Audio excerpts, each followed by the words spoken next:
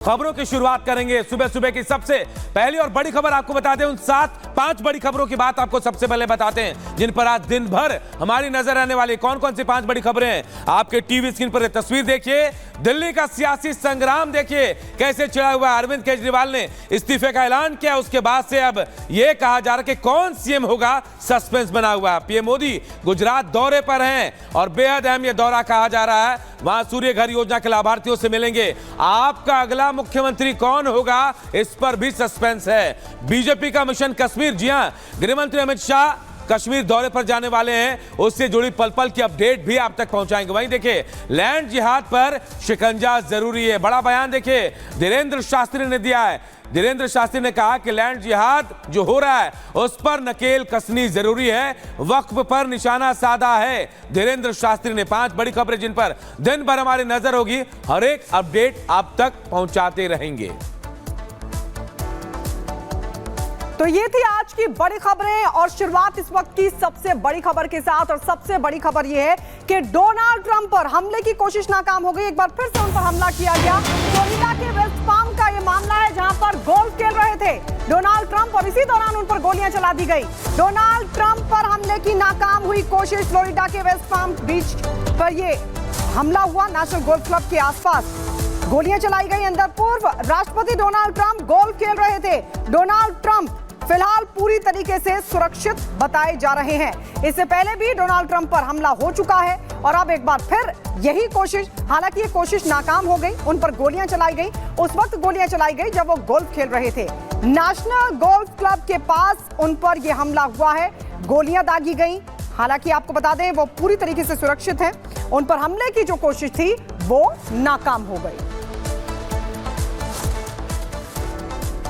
और देखिए ट्रंप पर गोली चलाने वाले के मामले में एक संदिग्ध को गिरफ्तार किया गया। जी हां, संदिग्ध को पकड़ा गया और झाड़ियों से AK-47 भी मिला है। बड़ी जानकारी ये मिल रही है कि जब ट्रंप पर हमला हुआ उसके बाद वहां से एक संदिग्ध को, हमलावर को हिरासत में लिया गया है। उसके बाद एक AK-47 राइफल भी मिला है। आरोपी का नाम रेयान वेस्ले रॉर्थ बताया जा रहा है। देखिए दूसरी बार है जब ट्रंप पर हमले की कोशिश की गई। इससे पहले भी हम आपको बताएं 13 जुलाई को उन पर हमला हुआ था। बटलर शहर में कान को छूते हुए गोली निकल गई थी। और इस बार फ्लोरिडा के पाम बीच के पास ट्रंप नेशनल गोल्फ क्लब में उन पर हमला हुआ है। हालांकि जानकारी यह मिली कि वो सुरक्षित है, खुद उन्होंने ट्वीट कर बताया कि सुरक्षित है। इस मामले में संदिग्ध हमलावर को हिरासत में लिया गया है।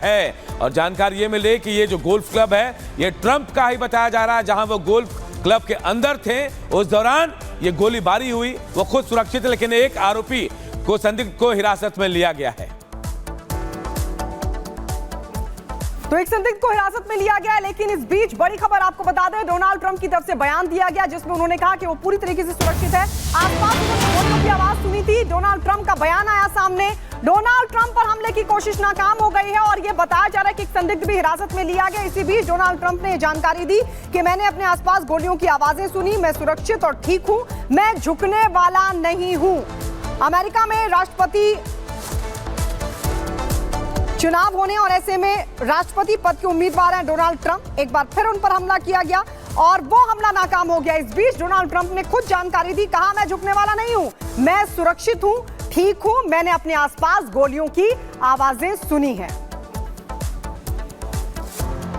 और देखिए डोनाल्ड ट्रंप पर हमले के बाद उपराष्ट्रपति कमला हैरिस ने भी बयान जारी किया और कहा कि मुझे जानकारी मिली कि ट्रंप पर हमला हुआ, लेकिन मैं ये जानकर खुश हूं कि वो सुरक्षित हैं। देखिए कमला हैरिस ने भी बयान जारी किया है। कमला हैरिस उपराष्ट्रपति हैं अमेरिका की। उन्होंने कहा कि मैं खुश हूं कि वो सुरक्षित हैं। ये बड़ा बयान दिया है। देखिए गोलीबारी की खबर मिली, अमेरिका में हिंसा के लिए कोई जगह नहीं है, कमला हैरिस कह रही हैं। अमेरिका की उपराष्ट्रपति कमला हैरिस। और देखिए और कहीं ना कहीं राष्ट्रपति पद की दावेदार भी ट्रंप के साथ सीधा मुकाबला कमला हैरिस का ही है। लेकिन गोलीबारी की खबर के बाद उन्होंने चिंता जाहिर की और कहा कि मुझे गोलीबारी की खबर मिली है, ट्रंप के आसपास गोलीबारी हुई लेकिन वो सुरक्षित है, इस बात की खुशी है। अमेरिका में हिंसा के लिए कोई जगह नहीं है, कमला हैरिस ने ये बात कही है, बयान जारी किया है। अमेरिकी उपराष्ट्रपति हैं कमला हैरिस और इस बार अमेरिका में जो राष्ट्रपति चुनाव हो रहा है उसमें एक तरफ कमला हैरिस है तो दूसरी तरफ डोनाल्ड ट्रंप है राष्ट्रपति पद के उम्मीदवार और इन दोनों के बीच ही मुकाबला है। ऐसे में ट्रंप के बीच यह हमला हुआ और उसके बाद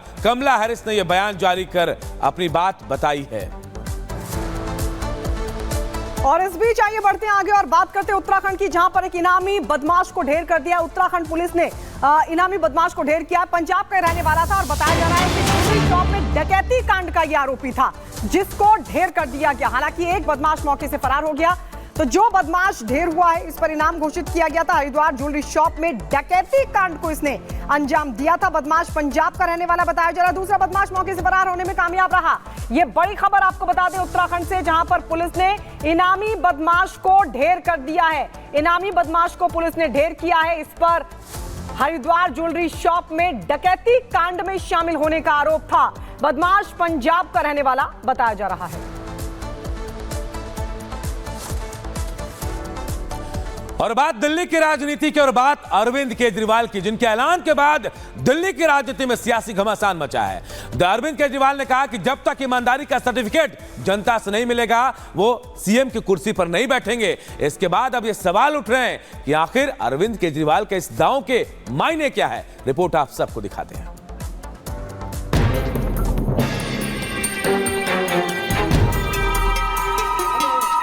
2 दिन के बाद, आज से 2 दिन के बाद मैं सीएम की कुर्सी से इस्तीफा देने जा रहा हूं। जब तक चुनाव नहीं होते तब तक मेरी जगह आम आदमी पार्टी से कोई और मुख्यमंत्री बनेगा। देश और दिल्ली की जनता जानना चाहती है 48 घंटे का राज क्या है। सुप्रीम कोर्ट को भी ये डर है कि ये आदमी जाकर जो सबूत है उसके खिलाफ उसको मिटा देगा। जेल से बाहर आने के 2 दिन बाद केजरीवाल ने इस्तीफे वाला दांव चला है। हरियाणा में चुनाव और दिल्ली में होने वाले चुनाव को लेकर पार्टी इसे मास्टर स्ट्रोक बता रही है, लेकिन इस्तीफे की कहानी कुछ और है, जो जमानत के शर्तों से जुड़ा है। क्योंकि केजरीवाल सिर्फ नाम के सीएम रह गए हैं। वो न दफ्तर जा सकते हैं, न कुर्सी पर बैठ सकते हैं, न फाइल पर साइन कर सकते हैं। ऐसे में आपके मुखिया यानी अरविंद केजरीवाल के पास दूसरा विकल्प बचा क्या था? सीधे तौर पर कहा जाए तो केजरीवाल को इस्तीफा देना जरूरी नहीं, मजबूरी है। क्योंकि सुप्रीम कोर्ट ने केजरीवाल को आजाद तो किया, लेकिन सीएम के तौर पर उनकी ताकत को कैद कर लिया है। जो पीड़ा मेरे मन में है वो पीड़ा मनीष जी के मन में भी है। इनके लिए भी वही सब कहा गया जो मेरे लिए कहा गया है। मनीष जी का भी कहना है कि ये दिल्ली के उप मुख्यमंत्री और शिक्षा मंत्री और मंत्री का पद तभी संभालेंगे जब दिल्ली की जनता कहेगी कि मनीष सिसोदिया ईमानदार है। तो मैं और मनीष सिसोदिया, हम दोनों का फैसला आपके हाथ में है, जनता के हाथ में है। हम दोनों जनता की अदालत में जा रहे हैं, गली गली जाएंगे, जनता के बीच में जाएंगे और उनसे पूछेंगे, अगर जनता कहेगी ईमानदार है तो हम आके इसकी कुर्सी पे बैठेंगे। अब बीजेपी कह रही है बड़ी देर कर दी हुजूर आते आते। साथ ही सवाल पूछ रही है कि इस्तीफे के लिए आखिर 48 घंटा क्यों? क्या इस्तीफे के ऐलान के पीछे कोई गेम प्लान है? क्या ये केजरीवाल ने खेल किया है या खेला हुआ है? फिर मैं पूछना चाहता हूं कि आप बाहर आए हैं तो जेल में रह के तो आपने इस्तीफे की बात की नहीं, बाहर आके इस्तीफा देने की बात क्यों हो रही है? और ये 48 घंटे बाद की बात क्या है? देश और दिल्ली की जनता जानना चाहती है 48 घंटे का राज क्या है। ये 48 घंटे में क्या क्या सेटल करना है। हम यह भी कहना चाहेंगे, जब केजरीवाल जी ने इस्तीफे की बात की तो हम ये कह सकते हैं कि ये उनके जुर्म का इकबालिया बयान हो गया।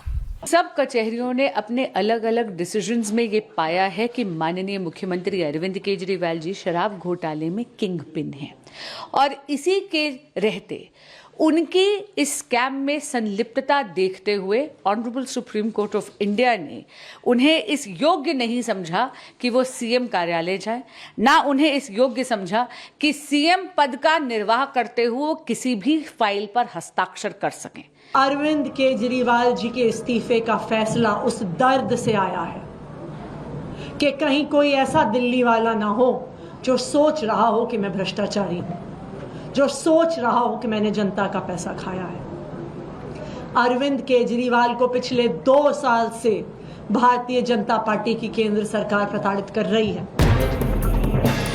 सियासत के मैदान में आए केजरीवाल को भले ही जुम्मा 10-12 साल हुए हैं, लेकिन राजनीति की रफ्तीली राह पर गिरकर संभलना वो बखूबी जानते हैं। इस बार की सियासी चाल भी कुछ यही संकेत दे रहे हैं। केजरीवाल जानते हैं कि दिल्ली विधानसभा का कार्यकाल फरवरी 2025 में पूरा होना है, यानी महज 6 महीने के लिए पद छोड़कर वो खुद पर कट्टर ईमानदार का टैग भी चस्पा कर लेंगे और त्याग दिखाकर चुनाव के वक्त विक्टिम कार्ड भी खेलेंगे। 2 दिन क्यों, तुरंत क्यों नहीं? उनके किसी बात पर विश्वास लगता है, कुछ मामला उनको अभी सेट करना है ना। एक बड़े भ्रष्टाचार के खिलाफ आंदोलन में आगे बढ़ा वो व्यक्ति भ्रष्टाचार पर ऐसा समझौता करेगा तो भारतीयों की नजरें शर्म से झुक गई हैं। लेकिन अब तो चुनाव आने वाले हैं, वो जानते हैं कि किस तरह से लोग समझ रहे हैं और रियलाइज कर रहे हैं कि जनता फैसला नहीं करेगी, कोर्ट्स करेंगे। इसलिए जानबूझकर अब इस्तीफे की बात कर रहे हैं। जानते हैं इस हमदर्दी पाने का यही एक तरीका है। सुप्रीम कोर्ट को भी ये डर है कि ये आदमी जाकर जो सबूत है उसके खिलाफ उसको मिटा देगा, ये डराएगा, धमकाएगा। जब मुख्यमंत्री जैसे व्यक्ति को कहा जाता है कि खबरदार तुम किसी गवाह के साथ मिले भी, तो इसका मतलब है इसको एक आम क्रिमिनल की तरह एक तरीके से सुप्रीम कोर्ट ट्रीट कर रहा है। आज उनपे तोहमतें लगाई गई, आरोप लगाया गया। आज मुख्यमंत्री जी ने अपनी ईमानदारी की परीक्षा, अग्नि परीक्षा देने का फैसला लिया है। दिल्ली की जनता मुख्यमंत्री को ईमानदार घोषित करेगी झाड़ू का बटन दबाकर। बहरहाल ईमानदारी के ढोल तो केजरीवाल ब्रिगेड कई महीनों से पीट रही है, लेकिन आपके कई बड़े नेता सलाखों के चक्कर काट चुके हैं। जनता तो ईमानदारी बनाम बेईमानी वाली खेल को अच्छे से जानती है, जो चुनाव में अपना फैसला सुनाएगी। और शायद इसीलिए तो केजरीवाल सहानुभूति लहर पर बैठकर फिर कुर्सी पाने की फिराक में है। Bureau report, Republic news.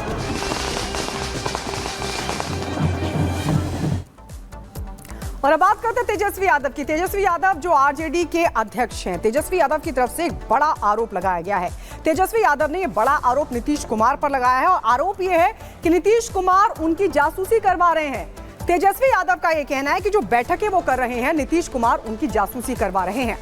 अब इस बड़े आरोप के बाद आप सोचिए सियासी भूचाल आ गया, लेकिन सबसे बड़ा सवाल यही है कि क्या ये तेजस्वी यादव की बौखलाहट है या फिर कुछ और। रिपोर्ट आपको दिखाते हैं।